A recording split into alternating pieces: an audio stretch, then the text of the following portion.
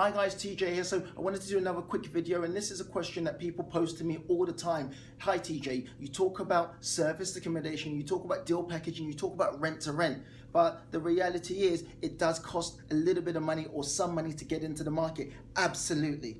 I don't preach no money, but I preach low money, that you can get into property without saving a 25% deposit, and you can generate a significant income on a monthly basis if you do things correctly. So let me give you some rough figures on what it might potentially cost you to start a property business depending on where you are in the country. So let's say you're in London, for example. In London, an average property that might work for service accommodation in a good location could cost you anything from £1,500 to £2,000 per month.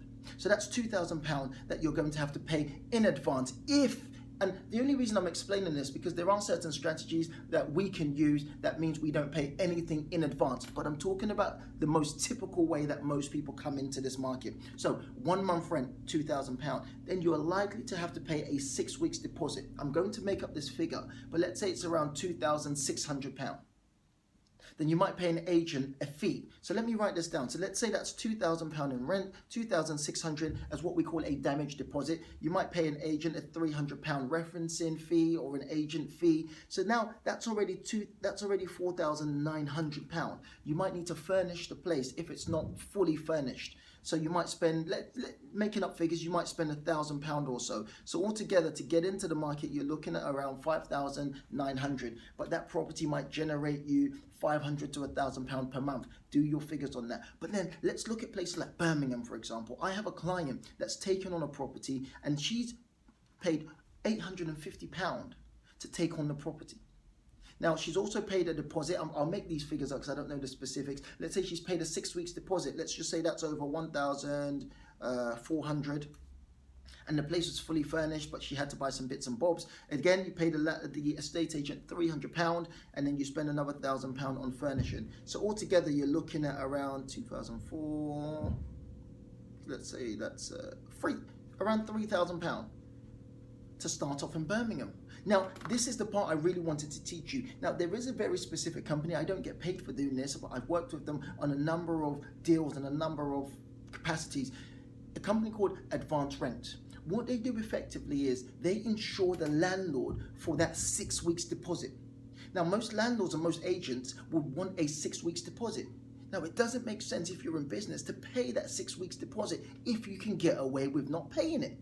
Because essentially all you're doing is you're tying up physical cash in someone's bank, in someone's pocket, in a deposit scheme, when you could have used that specific money to take on another property. So what you do with Advanced Rent is you approach Advanced Rent, you set up the policy, obviously after you've spoken to the agent or the landlord, you set up the policy, and that policy is then the insurance that protects the landlord for the value of a 6 weeks deposit. I hope that makes sense. Let me know in the comment section if that makes sense. So look at the same figures again that we did for London. London, we said £2,000 for the rent, £2,600 for the deposit, £300 for the estate agent fees, and then £1,000 to furnish the place. And that's coming up to around £5,900. But imagine this. Imagine you were able to use a deposit replacement insurance. So that means the figures are really £2,000 for the 1 month rent, minus the £2,600 because we removed that out of the way because we're now using a deposit insurance. £300 and then £1,000 for furnishing. So the real figures is now £3,300, saving you at least £2,600 that you can take and go and rent a second property. Is that making sense? So I need you to at least look into that option before you start paying out deposits left, right, center. Caveat. It's not every single agent, it's not every single landlord that will go for it. In fact, I would say a larger majority will not go for a deposit insurance, but at least you know about it and you can approach a landlord that way. That allows you to get a cheaper entry level into the property market, and it means you can start to recoup your cost a lot quicker. I'll catch you soon.